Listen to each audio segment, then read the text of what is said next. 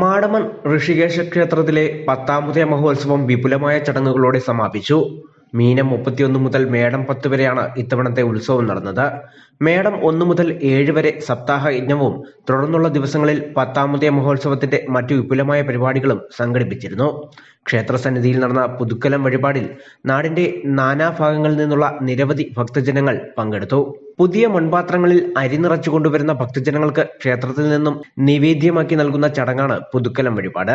അഭീഷ്ടകാര്യസിദ്ധിക്കായി നിരവധി ഭക്തജനങ്ങളാണ് പുതുക്കലം വഴിപാടിനെത്തുന്നത്. ശാസ്താനടയിൽ നടന്ന കരിക്കുപടേനി ഭക്തിസാന്ദ്രമായി.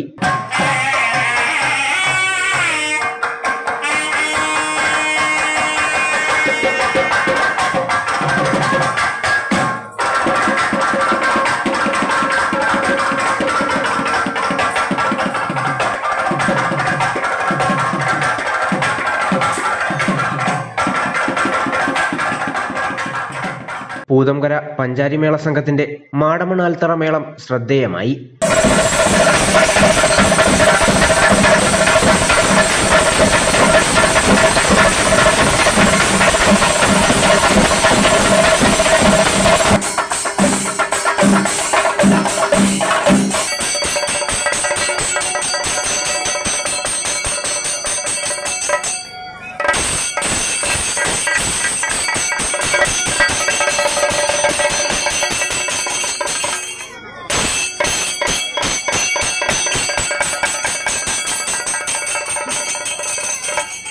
ഉത്സവത്തിന്റെ ഭാഗമായി അതിവിപുലമായ എഴുന്നള്ളത്ത് നടന്നു.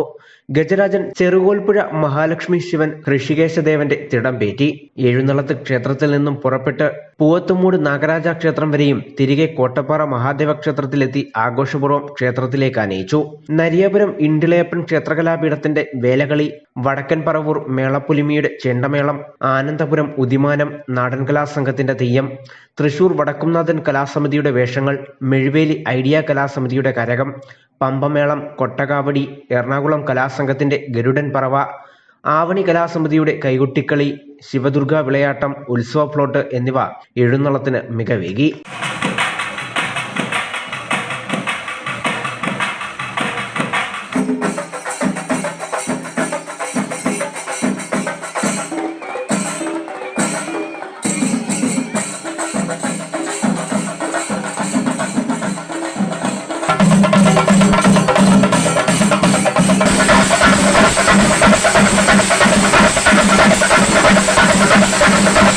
മാടമൺ കോട്ടപ്പാറ മഹാദേവ ക്ഷേത്രത്തിൽ എഴുന്നള്ളത്തിന് വൻ വരവേൽപ്പാണ് നൽകിയത്. ഉത്സവ ദിവസങ്ങളിൽ വിവിധ കലാപരിപാടികളും നടന്നു. ഉത്സവത്തോടനുബന്ധിച്ച് നടന്ന സമൂഹ സദ്യകളിൽ 100 കണക്കിന് ഭക്തർ പങ്കെടുത്തു. News bureau, Pathanamthitta.